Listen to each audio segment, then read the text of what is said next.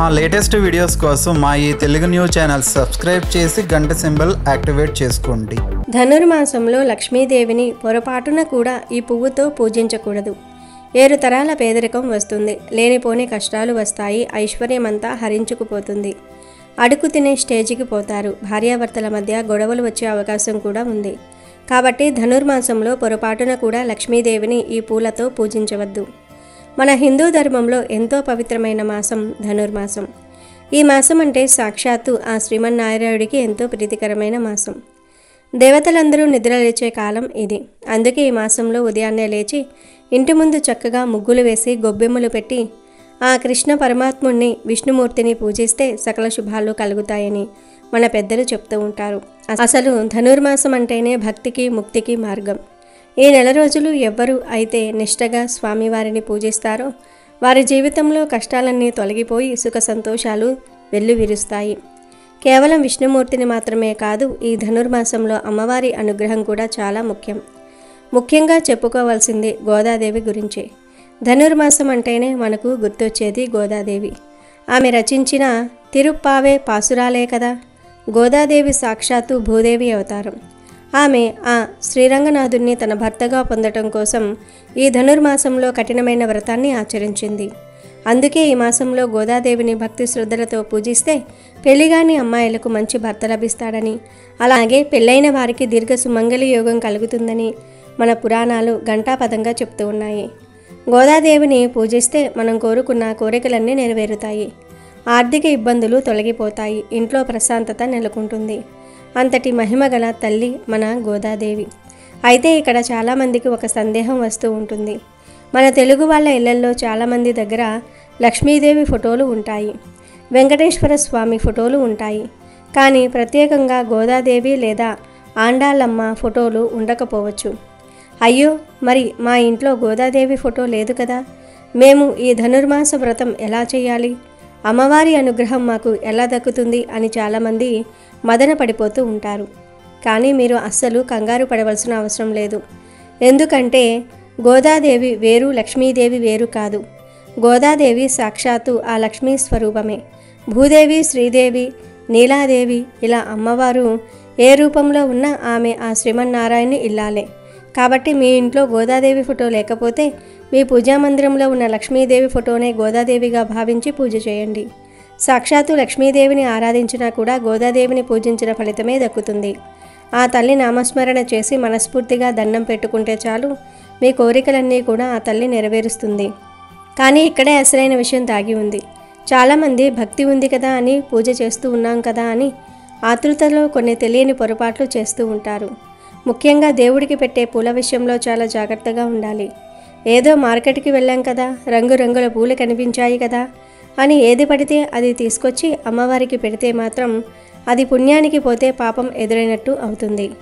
అవును, మీరు విన్నది నిజమే. ఈ ధనుర్మాసంలో లక్ష్మీదేవికి పూజ చేసేటప్పుడు పొరపాటున కూడా కొన్ని రకాల పూలను అస్సలు వాడకూడదు. ఒకవేళ మీకు తెలియక ఈ పూలతో గనుక అమ్మవారిని పూజిస్తే ఆ తల్లి ఆగ్రహానికి గురి కావాల్సి వస్తుంది. దీనివల్ల మీకు కలగాల్సిన ఐశ్వర్యం పక్కన పెడితే ఉన్నదంతా ఊడ్చుకుపోయి భయంకరమైన పేదరికం సంభవిస్తుంది. శాస్త్రం ఏం చెప్తుందంటే నిషిద్ధమైన పూలతో లక్ష్మీదేవిని పూజిస్తే 7 తరాల పాటు ఆ వంశాన్ని పేదరికం వెంటాడుతుందని చెప్తూ ఉంది. తినడానికి తిండి కూడా లేని పరిస్థితి, అంటే అడుగు తినే స్టేజ్కి తీసుకువెళ్లేంత దరిద్రం ఆవరిస్తుందని శాస్త్రాలు హెచ్చరిస్తూ ఉన్నాయి. మనం ఎంతో కష్టపడి సంపాదించుకున్న డబ్బు, ఆస్తులు అన్నీ కర్పూరంలా కరిగిపోతాయి. చేతిలో చిల్లి గవ్వ కూడా మిగిలిన దుస్థితి వస్తుంది. కాబట్టి ఈ విషయంలో అశ్రద్ధ అస్సలు పనికిరాదు.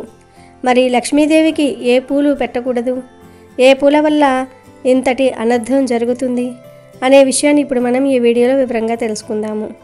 ఈ విషయాలన్నీ తెలుసుకునే ముందు మన ఛానల్ని ఇంకా ఎవరైనా సబ్స్క్రైబ్ చేసుకోకపోతే వెంటనే సబ్స్క్రైబ్ చేసుకోండి. అలాగే ఈ వీడియోకి ఒక లైక్ కొట్టి కామెంట్ సెక్షన్లో ఓం లక్ష్మీ నమో నమః అని కామెంట్ చేయండి. ఆ తల్లి ఆశీస్సులు మీ అందరికీ తప్పకుండా లభిస్తాయి. ఇక ఆలస్యం చేయకుండా ఆ నిషిద్ధమైన పూలు ఏంటో చూసేద్దాం. మొట్టమొదటిగా మనం చెప్పుకోవాల్సింది మొగలి పువ్వు గురించి. మొగలి పువ్వు చూడడానికి చాలా అందంగా, పొడవుగా, విచిత్రమైన ఆకృతిలో ఉంటుంది. ఇక దాని సువాసన గురించి ప్రత్యేకంగా చెప్పనక్కర్లేదు. మొగలి పువ్వు వాసన చాలా ఘాటుగా, ఎంతో దూరం వరకు వ్యాపించేలాగా, మనసును ఇట్టే ఆకర్షించేలా ఉంటుంది. అంతటి సువాసన వెదజల్లే పువ్వు కదా, అమ్మవారికి పెడితే చాలా సంతోషిస్తుంది అని మనం అనుకుంటూ ఉంటాం. కానీ అది చాలా పెద్ద పొరపాటు. పురాణాల ప్రకారం మొగలి పువ్వుకు ఒక శాపం ఉంది. శివుడు మొగలి పువ్వును పూజకు అనర్హమైనదిగా శపించాడు. కేవలం శివుడికే కాదు, లక్ష్మీదేవి పూజలో కూడా మొగలి పువ్వు పూర్తిగా నిషిద్ధం. ఎవరైతే లక్ష్మీదేవిని మొగలి పువ్వుతో పూజిస్తారో వారి ఇంట్లో ఆర్థికపరమైన ఇబ్బందులు తాండవిస్తాయి. ముఖ్యంగా అప్పుల బాధలు విపరీతంగా పెరిగిపోతాయి. మీరు ఎంత కష్టపడి సంపాదించినా ఆ డబ్బు నెలలా ఖర్చయిపోతుందే తప్ప చేతిలో ఒక్క రూపాయి కూడా నిలవదు. వచ్చిన జీతం లేదా లాభాలు అప్పులకే సరిపోతాయి. వడ్డీలు కట్టడానికే మీ జీవితం అంకితమైపోతుంది. అసలు అప్పు తీరటం అనేది జరగదు. ఇది ఆర్థికపరమైన విషయమైతే, కుటుంబపరంగా చూస్తే ఇంకా భయంకరమైన ఫలితాలు ఉంటాయి. మొగలి పువ్వుతో అమ్మవారిని పూజించే వారింట్లో భార్యాభర్తల మధ్య సఖ్యత అనేది పూర్తిగా లోపిస్తుంది.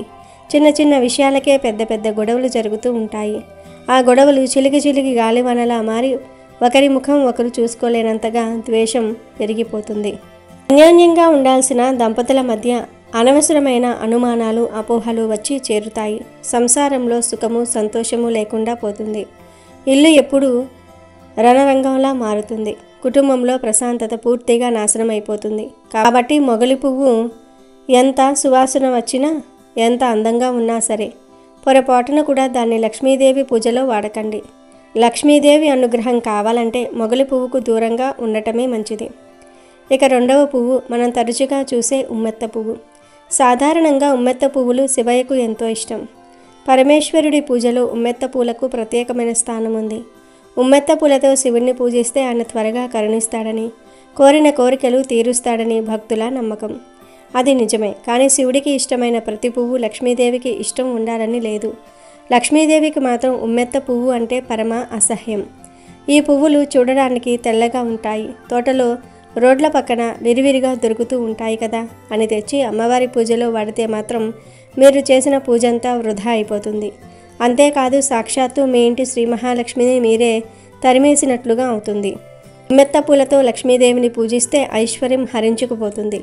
మీ ఇంట్లో ఉన్న లక్ష్మీ కలపోయి దరిద్ర దేవత అయిన జ్యేష్ఠాదేవి మీ ఇంట్లో తిష్ట వేస్తుంది. ఎక్కడైతే ఉమ్మెత్త పూలతో లక్ష్మీ పూజ జరుగుతుందో అక్కడ లక్ష్మీదేవి ఒక్క క్షణం కూడా ఉండదు. దీని ప్రభావం ఎంత తీవ్రంగా ఉంటుందంటే, బాగా జరుగుతున్న వ్యాపారాలు ఒక్కసారిగా దెబ్బతింటాయి. ఉద్యోగంలో ఉన్నవారికి అనుకోని సమస్యలు వచ్చి పడుతూ ఉంటాయి. ఉద్యోగాలు పోయే ప్రమాదం కూడా ఉంది. చేతిలో చిల్లి గవ్వ నిలవదు. ఉన్న ఆస్తులు కూడా కరిగిపోతాయి. చివరకు తినడానికి తిండి కూడా దొరకని దీనస్థితికి, అంటే అడుగు తినే స్టేజ్కి ఈ పొరపాటు మిమ్మల్ని తీసుకువెళ్తుంది. అంతటి తీవ్రమైన దోషం ఈ పువ్వులో ఉంది. లక్ష్మీదేవి ఎప్పుడూ సున్నితత్వాన్ని, సౌమ్యాన్ని కోరుకుంటుంది. ఉమ్మెత్త పువ్వు తామసిక గుణానికి ప్రతీకగా చెప్తూ ఉంటారు. కాబట్టి లక్ష్మీ పూజలో దీన్ని పొరపాటున కూడా వాడకండి. తెలియక వాడినా కూడా దోషం దోషమే. కాబట్టి ఉమ్మెత్త పువ్వును కేవలం శివాలయంలో శివుడికి మాత్రమే సమర్పించండి. ఇంటి దగ్గర లక్ష్మీదేవి పటం ముందు మాత్రం పొరపాటున కూడా పెట్టకండి. ఇక మనం తెలుసుకోవాల్సిన మూడవ పువ్వు తుమ్మి పూలు. ఈ తుమ్మి పూలు మనకు కార్తీక మాసంలో ఎక్కువగా కనిపిస్తూ ఉంటాయి. తెల్లగా చిన్న చిన్నగా ఉండే ఈ పూలను మనం నాగుల చవితికి, వినాయక చవితికి, కార్తీక మాసంలో శివారాధనకు విరివిరిగా వాడుతూ ఉంటాం. ఇవి శివుడికి, వినాయకుడికి అత్యంత ప్రీతిపాత్రమైనవి. కానీ ఇక్కడే మనం జాగ్రత్త పడాలి. ఇతర దేవుళ్లకు ఇష్టమైనవి లక్ష్మీదేవికి కూడా ఇవే పెడితే సరిపోతుందనుకుంటే పొరపాటే. లక్ష్మీదేవికి మాత్రం ఈ పూలు అంటే అస్సలు ఇష్టం ఉండదు. తెల్లగా చిన్నగా ఉంటాయి కదా అని, లేదా దేవుడికి పెట్టేవే కదా అని వీటిని అమ్మవారికి సమర్పిస్తే అనారోగ్య సమస్యలు మీ కుటుంబాన్ని చుట్టుముడుతూ ఉంటాయి. ఇంట్లో ఎవరో ఒకరు ఎప్పుడూ అనారోగ్యంతో బాధపడుతూనే ఉంటారు. చిన్న పిల్లల నుండి పెద్దవారి వరకు ఎవరికో ఒకరికి జబ్బు చేస్తూనే ఉంటుంది. ఇంట్లో ఎప్పుడూ మందుల వాసన వస్తూనే ఉంటుంది. మీరు రాత్రింబవళ్ళు కష్టపడి సంపాదించిన డబ్బు అంతా ఆసుపత్రుల పాలవుతుంది. డాక్టర్లకు ఫీజులు కట్టడానికే, మందులు కొనడానికే మీ సంపాదనలో సగం ఆస్తి కరిగిపోతుంది. ఆరోగ్యమే మహాభాగ్యం అని మన పెద్దలు ఊరికే అనలేదు. ఆరోగ్యం లేనప్పుడు మన దగ్గర ఎంత సంపద ఉన్నా అది వృధాయే కదా. ఎన్ని కోట్లు ఉన్నా తినడానికి ఆరోగ్యం సహకరించకపోతే ఆ డబ్బు ఎందుకు? ఆ ఆరోగ్యాన్ని దెబ్బతీసే శక్తి ఈ తుమ్మి పూలను లక్ష్మీదేవికి సమర్పించడం వల్ల వస్తుంది. కాబట్టి లక్ష్మీదేవి పూజలో పొరపాటున కూడా తుమ్మి పూలను వాడకండి. మీకు ఆరోగ్యం కావాలన్నా, ఐశ్వర్యం కావాలన్నా తుమ్మి పూలను అమ్మవారికి దూరంగా ఉంచటమే మంచిది. 4వదిగా మనం చెప్పుకోవలసిన పువ్వు మోదుగ పువ్వులు. ఇవి చూడడానికి ఎర్రగా అగ్నిలా మెరిసిపోతూ ఉంటాయి. అడవిలో ఈ చెట్లు పూత పూసినప్పుడు దూరం నుంచి చూస్తే అడవి తగలబడిపోతుందేమో అన్నట్లుగా ఎర్రగా కనిపిస్తాయి. వీటిని యజ్ఞ యాగాదుల్లో సమిధులుగా పూజల్లో వాడుతూ ఉంటారు. యజ్ఞం చేసేటప్పుడు అగ్నిదేవుడికి ఈ పూలు ప్రీతికరమైనవే, కానీ గృహంలో చేసే లక్ష్మీ పూజకు మాత్రం ఇవి పూర్తిగా నిషిద్ధం. మోదుగ పూలతో లక్ష్మీదేవిని పూజిస్తే జాతకరీత్యా గ్రహదోషాలు ఏర్పడతాయి. ఇప్పటి వరకు బాగున్న మీ జాతకంలో లేనిపోని ఇబ్బందులు మొదలవుతూ ఉంటాయి. గ్రహాల అనుకూలత తగ్గిపోతుంది. దీనివల్ల సమాజంలో మీకు ఉన్న గౌరవం తగ్గిపోతుంది. లేనిపోని నిందలు, అపవాదులు మీ మీద పడతాయి. మీరు చెయ్యని తప్పుకు మీరు శిక్ష అనుభవించాల్సి వస్తుంది, లేదా నిందలు మొయ్యాల్సి వస్తుంది. ఎంతో నిజాయితీగా బ్రతుకుతున్నా సరే నలుగురిలో చులకన అయిపోతూ ఉంటారు. అంతేకాదు సమస్యలు ఒకదాని తర్వాత ఒకటి క్యూ కడతాయి. ఒక సమస్య తీరింది అమ్మయ్య అని ఊపిరి పీల్చుకునే లోపే మరో పెద్ద సమస్య వచ్చి మీ తలుపు తడుతుంది. మానసిక ప్రశాంతత అనేది లేకుండా పోతుంది. ఎప్పుడూ ఏదో ఒక టెన్షన్, భయం మిమ్మల్ని వెంటాడుతూనే ఉంటాయి. మనశ్శాంతి లేని జీవితం నరకం కదా. లక్ష్మీదేవి ప్రశాంతతకు మారుపేరు. ఆమెను ఇలాంటి ఉగ్రమైన పూలతో పూజించడం వల్ల ప్రతికూల ఫలితాలు వస్తాయి. కాబట్టి మీ గౌరవం, ప్రతిష్టలు కాపాడుకోవాలన్నా, మనశ్శాంతిగా జీవించాలన్నా మోదుగ పూలను అమ్మవారి పూజకు ఎంత దూరంగా ఉంచితే అంత మంచిది. చివరిగా 5వది మరియు చాలా ముఖ్యమైనది జిల్లేడు పూలు. జిల్లేడు చెట్టును మనం సాక్షాత్తు గణపతి స్వరూపంగా, అర్కగా అంటే సూర్య భగవానుడికి ఇష్టమైనదిగా చూస్తాం. జిల్లేడులో తెల్ల జిల్లేడును చాలా పవిత్రంగా చూస్తాం. దాన్ని ఇంట్లో పెంచుకుంటే మంచిదని, ఆ వేరులో గణపతి ఉంటాడని పూజిస్తాం. రథసప్తమి రోజున జిల్లేడు ఆకులు తల మీద పెట్టుకుని స్నానం చేస్తాం. ఇవన్నీ నిజమే, కానీ ఇవి సూర్యుడికి, గణపతికి, శివుడికి మాత్రమే పరిమితం. లక్ష్మీదేవి ఆరాధనలో మాత్రం జిల్లేడు పూలను ఎట్టి పరిస్థితుల్లోనూ కూడా వాడకూడదు. ఈ పూలతో అమ్మవారిని పూజిస్తే ఐశ్వర్యం ఆవిరైపోతుంది. ఎలాగైతే నీరు ఆవిరైపోతుందో అలాగే మీ ఇంట్లో ఉన్న సిరి సంపదలు కరిగిపోతాయి. మీరు ఊహించిన మార్గాల్లో ధన నష్టం జరుగుతుంది. చేతికి అందాల్సిన డబ్బు ఆగిపోతుంది. ఎవరైనా మీకు డబ్బు బాకీ ఉంటే అది తిరిగి రాదు. మీరు చేస్తున్న పనుల్లో, ప్రాజెక్టుల్లో అనుకోని ఆటంకాలు ఏర్పడుతూ ఉంటాయి. విజయం అంచు వరకు వచ్చి పనులు ఆగిపోతూ ఉంటాయి. దరిద్రం పట్టి పీడిస్తుంది. ఇంట్లో లక్ష్మీదేవి స్థిరంగా ఉండాలంటే జిల్లేడు పూలను ఆ పరిసరాల్లోనికి కూడా తీసుకురాకూడదు. జిల్లేడు పూలతో లక్ష్మీదేవిని పూజించడం మహాపాపమని, అది మన నాశనానికి మనమే దారులు చేసుకున్నట్లని గుర్తుంచుకోండి. ఇవే కాకుండా మనం పూజ చేసేటప్పుడు పాటించాల్సిన మరికొన్ని ముఖ్యమైన నియమాలు కూడా ఉన్నాయి. చాలామందికి ఒక అలవాటు ఉంటుంది. పూలు కొయ్యగానే లేదా మార్కెట్ నుండి తేగానే అబ్బా ఎంత మంచి సువాసన వస్తున్నాయో అని ముక్కు దగ్గర పెట్టుకుని వాసన చూస్తూ ఉంటారు. అలా వాసన చూసిన పూలను కూడా ఎట్టి పరిస్థితుల్లోనూ కూడా దేవుడికి పెట్టకూడదు. అది ఉచ్చిష్టంతో సమానం, అనగా ఎంగిలి చేసినట్టు. అలాంటి పూలతో పూజ చేస్తే దేవతలు స్వీకరించరు సరిగదా, శపిస్తారు. అలాగే చెట్టు నుండి కింద రాలిపోయిన పూలను, వాడిపోయిన పూలను, రేకులు రాలిపోయిన పూలను, నలిగిపోయిన లేదా చిరిగిపోయిన పూలను అమ్మవారికి పెట్టకూడదు. పురుగు పట్టిన పూలను కూడా వాడకూడదు. ఎందుకంటే లక్ష్మీదేవి సౌందర్యారాధకురాలు, స్వచ్ఛతను కోరుకునే తల్లి. ఆమెకు ఎప్పుడూ తాజా పూలనే, సుగంధ పరిమళాలు వెదజల్లే మంచి పూలనే సమర్పించాలి. అప్పుడే ఆ తల్లి కరుణించి మన ఇల్లు సిరి సంపదలతో తులతూగేలాగా వరం ఇస్తుంది. మనం చేసే చిన్న చిన్న పొరపాట్లే మన జీవితంలో పెద్ద పెద్ద కష్టాలకు కారణమవుతూ ఉంటాయి. ఏముందిలే పువ్వే కదా అని తేలికగా తీసుకోకండి. భక్తి ఎంత ముఖ్యమో విధి విధానాలు కూడా అంతే ముఖ్యం. మన పురాణాలు, శాస్త్రాలు ఏది చెప్పినా మన మంచికే చెప్తూ ఉంటాయి. ఈ ధనుర్మాసంలో లక్ష్మీదేవిని గోదాదేవిగా భావించి కలువ పూలతోనో, ఎర్రటి గులాబీ పూలతోనో, మల్లెపూలతోనో బంతిగా పూజించండి. కానీ మనం చెప్పుకున్న మొగలి, ఉమ్మెత్త, తుమ్మి, మోదుగ, జిల్లేడు పూలను మాత్రం పొరపాటును కూడా వాడకండి. ఆ తల్లి ఆగ్రహానికి గురై 7 తరాల పాటు పేదరికాన్ని, అడుగు తినే పరిస్థితిని మీ కుటుంబానికి తీసుకురాకండి. ధనుర్మాసంలో ఎవరు ఎంత అడిగినా ఈ 2 వస్తువులు ఇవ్వకండి. కష్టాలు వస్తాయి, లక్ష్మీదేవి అనుగ్రహం తగ్గిపోతుంది, అడుక్కు తినే స్టేజ్కి వెళ్ళిపోతారు అని శాస్త్రాలు చెప్తూ ఉన్నాయి. ధనుర్మాసంలో దాన ధర్మాలకు విశేషమైన ప్రాధాన్యత ఉంది. ఈ మాసంలో అన్నదానం, వస్త్రదానం వంటివి చేయటం వల్ల అష్టైశ్వర్యాలు కలుగుతాయని శాస్త్రాలు చెప్తూ ఉన్నాయి. అయితే దానం చేయడానికి కూడా కొన్ని నియమాలు ఉన్నాయి. ఏది పడితే అది, ఎప్పుడు పడితే అప్పుడు దానం చేయకూడదు. కొన్ని వస్తువులు మన ఇంటి ఐశ్వర్యానికి, మన సౌభాగ్యానికి ప్రతీకలుగా ఉంటాయి. అటువంటి వస్తువులను మన చేతులారా ఇతరులకు ఇస్తే మన ఇంటికి రావాల్సిన లక్ష్మీదేవిని మనమే వద్దని చెప్పినట్టు అవుతుంది. ఈ నియమం అన్ని రోజులలో పాటించవలసినదే అయినప్పటికీ ధనుర్మాసంలో దీని ప్రభావం 100 రెట్లు ఎక్కువగా ఉంటుంది. ఎందుకంటే ఈ మాసంలో దేవతలందరూ భూమి మీద సంచరిస్తూ ఉంటారు. ఈ పవిత్ర మాసంలో మనం తెలిసి కానీ తెలియక కానీ చేసే కొన్ని చిన్న పొరపాట్ల వల్ల, కొన్ని అనాలోచిత పనుల వల్ల మనం చేసిన పుణ్యమంతా నశించిపోవటం మాట అట్టుంచి తీవ్రమైన కష్ట నష్టాలను, దారిద్ర్యాన్ని మన చేతులారా కొని తెచ్చుకున్న వాళ్ళం అవుతాం. మన ఇంటి ఐశ్వర్యాన్ని, మన సౌభాగ్యాన్ని, మన ఆనందాన్ని మనమే చేతులారా నాశనం చేసుకున్నట్టు అవుతుంది. ముఖ్యంగా ఇంటికి దీపం ఇల్లాలు అంటారు. ఒక ఇంటిని ఉన్నతంగా తీర్చిదిద్దాలన్నా, అదే ఇంటిని పాతాళానికి తొక్కేయాలన్నా ఆ ఇంటి ఆడవారి చేతుల్లోనే ఉంటుంది. అందుకే ఆమెను గృహలక్ష్మి అన్నారు. ఆ ఇంటిని చక్కదిద్దే బాధ్యత, ఆ ఇంటి సిరి సంపదలను కాపాడే బాధ్యత, ఆ ఇంటి గౌరవ మర్యాదలను ఇనుమడింపచేసే బాధ్యత ఎక్కువగా ఆడవారిపైనే ఉంటుంది. కాబట్టి ఈ అత్యంత పవిత్రమైన ధనుర్మాసంలో ఆడవారు కొన్ని విషయాలలో అత్యంత జాగ్రత్తగా, అత్యంత జాగరూకతతో వ్యవహరించాలి. శాస్త్రం కొన్ని వస్తువులను మన ఇంటి ఐశ్వర్యానికి, సౌభాగ్యానికి ప్రతీకలుగా చెప్తోంది. అటువంటి వస్తువులను ఈ మాసంలో ఇతరులకు అప్పుగా కానీ, దానంగా కానీ, కనీసం చేతి బదులుగా కూడా ఇవ్వకూడదు. ఒకవేళ పొరపాటున ఈ నియమాన్ని అతిక్రమిస్తే సాక్షాత్తు శ్రీ మహాలక్ష్మీదేవి ఆ ఇంటిపై అలిగి శాశ్వతంగా ఆ గృహాన్ని విడిచి వెళ్ళిపోతుంది.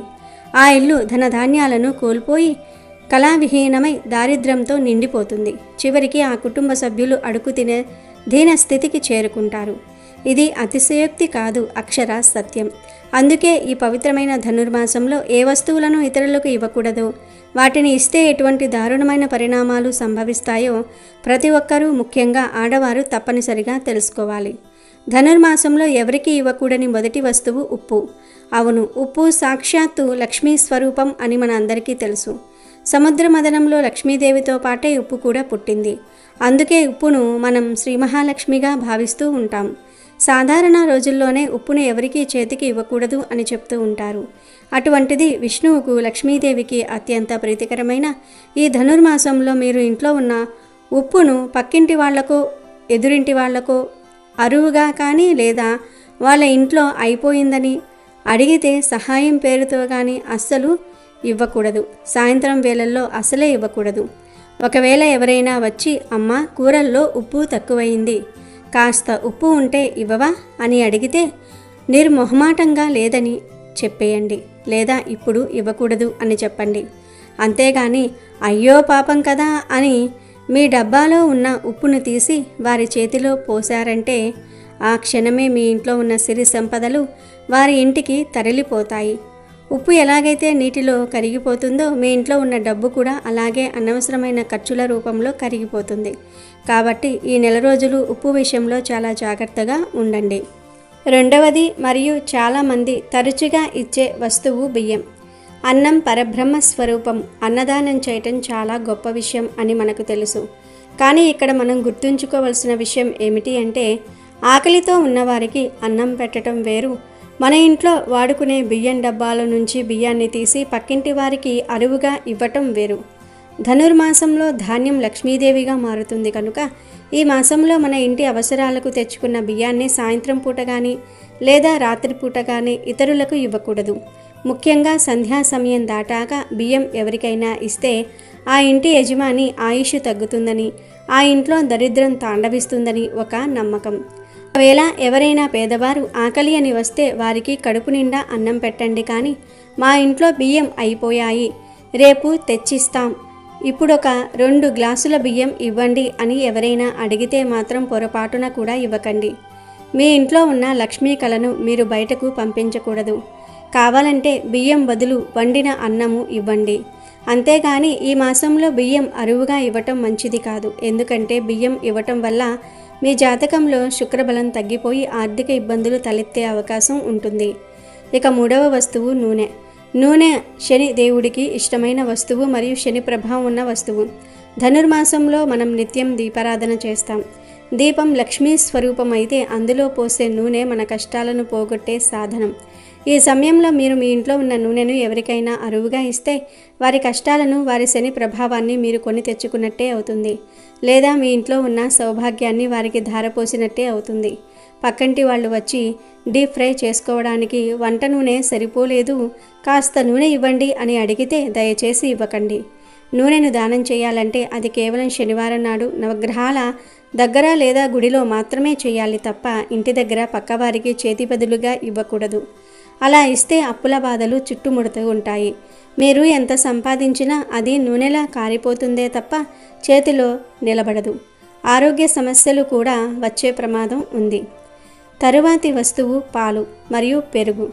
గోదాదేవి శ్రీకృష్ణుణ్ణి పూజించేటప్పుడు పాలు, పెరుగు, వెన్నెలను నివేదించేది అని మనకు తెలుసు. ఆండాల్ తల్లి పాలు విరుగుతాయేమో అనే భయంతో పెరుగు చిలకటం కూడా మానేసి శ్రీకృష్ణుడి ధ్యానంలో ఉండిపోయేది.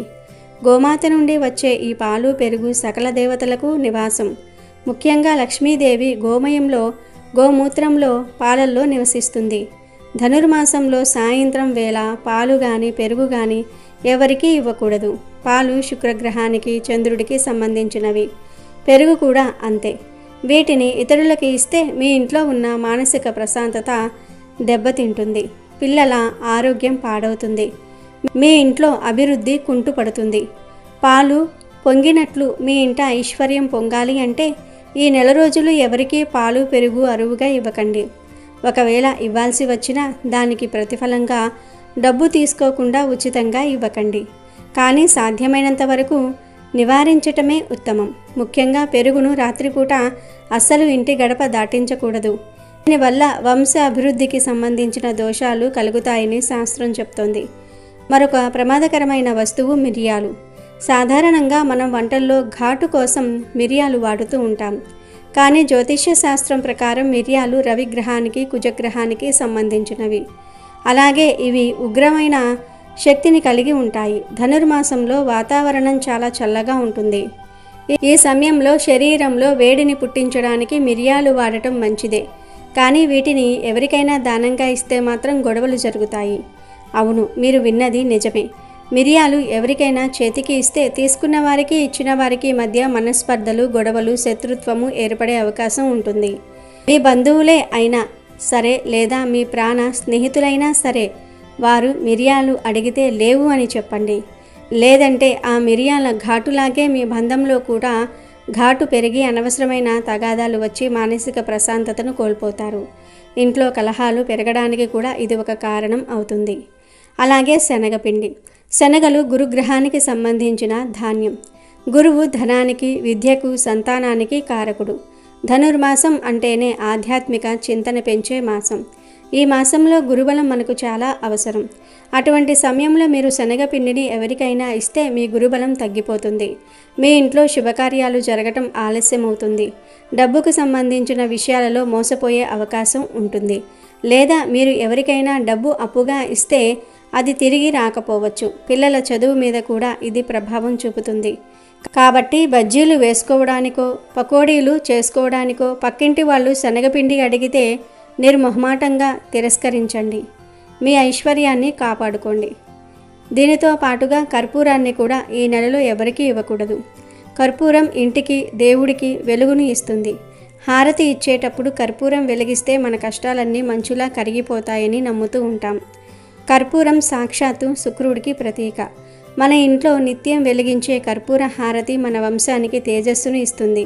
అటువంటి కర్పూరాన్ని మీరు వేరే వాళ్లకు ఇస్తే మీ ఇంట్లో ఉండాల్సిన తేజస్సును, మీ ఇంట్లో ఉండాల్సిన పాజిటివ్ ఎనర్జీని వారికి ఇచ్చినట్టే. మా ఇంట్లో కర్పూరం అయిపోయింది, హారతి ఇవ్వాలి, ఒక బిల్ల ఉంటే ఇవ్వండి అని ఎవరైనా అడిగితే దేవుడి కార్యం కదా అని ఇచ్చేయకండి. అలా ఇవ్వటం వల్ల మీ ఇంట్లోకి అరిష్టం కలుగుతుంది. మీ ఇంట్లో జరగాల్సిన మంచి పనులు ఆగిపోతూ ఉంటాయి. ఇక చివరి వస్తువు ఏమిటి అంటే గుడ్లు. ధనుర్మాసం పరమ పవిత్రమైన మాసం కాబట్టి చాలామంది ఈ నెల రోజులు మాంసాహారం ముట్టుకోరు.